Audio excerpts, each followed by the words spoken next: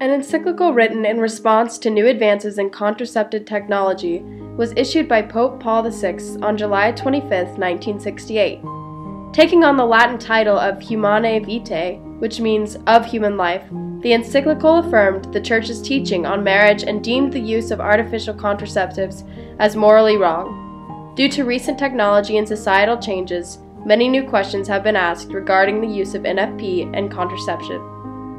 Humanae Vitae is the Church's response issued to provide a new and deeper reflection on the principles of the moral teaching on marriage, derived from natural law and divine revelation.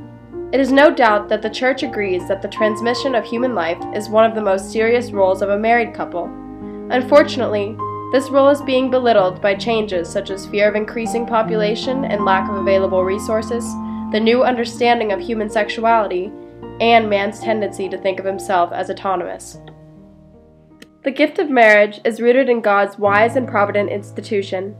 Husbands and wives should complement each other, act in accordance with the will of God, and ultimately love each other as Christ loves His church.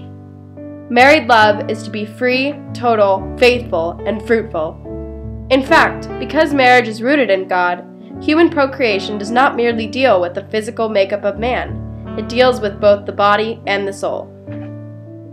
In married love, husbands and wives should be aware of their duties to be responsible parents. In other words, parents need to have set priorities, do their duty for their families, society, and themselves, and of course do the will of God.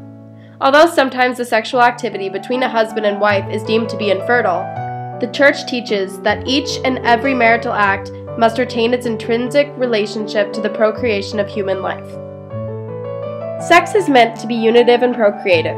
Thus, when used in marriage, sex creates a true sense of marital love while also upholding the idea of responsible parenthood. When any type of contraceptive is used, the action greatly violates God's plan along with human nature itself. Man does not have control over the transmission of life because it is rooted and designed by God. The Church condemns all inhibitions to life, including sterilization, contraception, and abortion.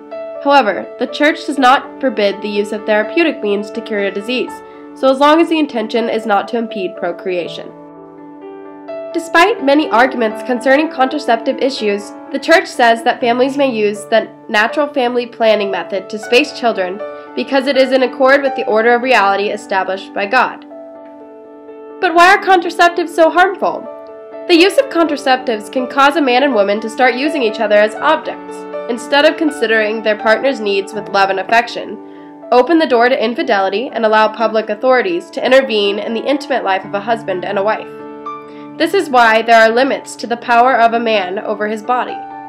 Although there is much outcry against the Church, she remains loyal and true to the teaching of the Savior, and ultimately protects the dignity of husbands and wives. She will always teach faithfully to God's law, although she knows it is hard for human beings to observe. When husbands and wives do struggle with the following of God's law, it is imperative that they ask for God's grace and guidance to be strengthened to uphold the dignity of man and benefit society as a whole. The Church calls upon not only Catholics, priests, and bishops to uphold the common good, but also public authorities, scientists, married couples, and those in the medical profession. She encourages all to promote chastity and to safeguard the values of the human spirit.